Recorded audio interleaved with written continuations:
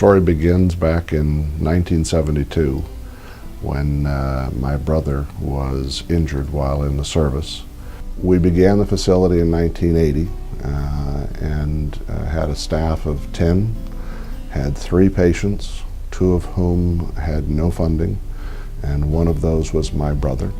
Today, over 30 years later, we now understand the incredible importance of neurologic rehab.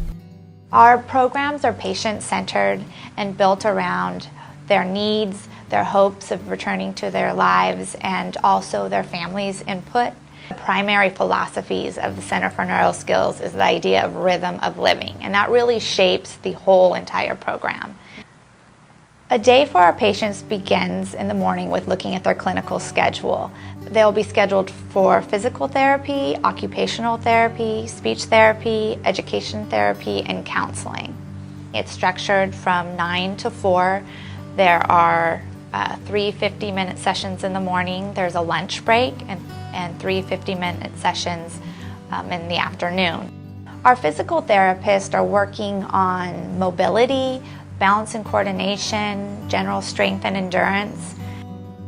So we're fortunate enough to have a 0G system that helps with gait and balance training.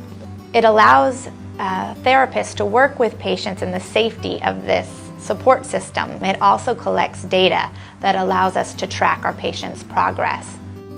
Occupational therapy is really where the rubber meets the road, because occupational therapists are looking at functional skills about activities of daily living, all the things that we sort of take for granted. Some of the things that get in the way might be fine motor coordination or gross motor coordination, vision, all of which things occupational therapy works on. Another therapy that you'll see in a day of life at CNS is speech therapy. The speech pathologist conducts a thorough evaluation looking at speech, language, and cognitive functioning. I'm particularly proud of the counseling department because I feel like this is something that is often overlooked in other programs. Our patients are getting counseling every day, whether that be individual counseling or group counseling. We also have a nursing department who oversees our general health of our patients as well as medication management. We work with our patients on knowing what medications they're taking, what times they're taking it, and also eventually to be able to order and manage their medications. Our residential site is not your typical facility. When you walk into the residential site, we have a warm and inviting feeling. We have it set up to more of a home setting where families are welcome, friends are welcome, and the patient feel like they have a place that they can call their second home.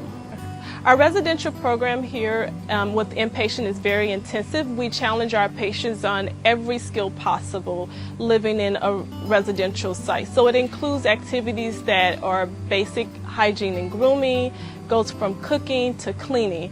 We challenge them in these areas in order for them to gain independence and then be able to transition back to a normal lifestyle. We're in a setting where you're in a normal community. We're surrounded by things that people will do on a regular basis, going grocery shopping, going to the movies, going to volunteer programs. We're trying to get our clients integrated back into the community.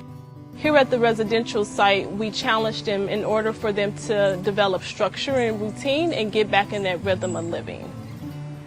When you come to CNS, you can expect to be working with people who love what they do, who are passionate and knowledgeable, and who want the best for you and your family member.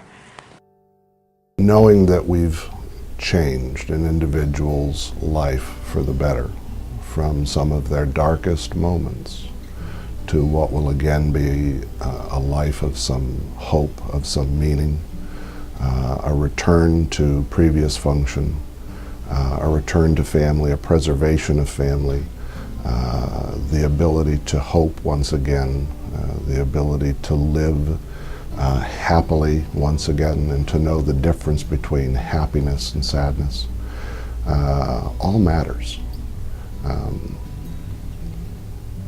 That's what gets us up in the morning.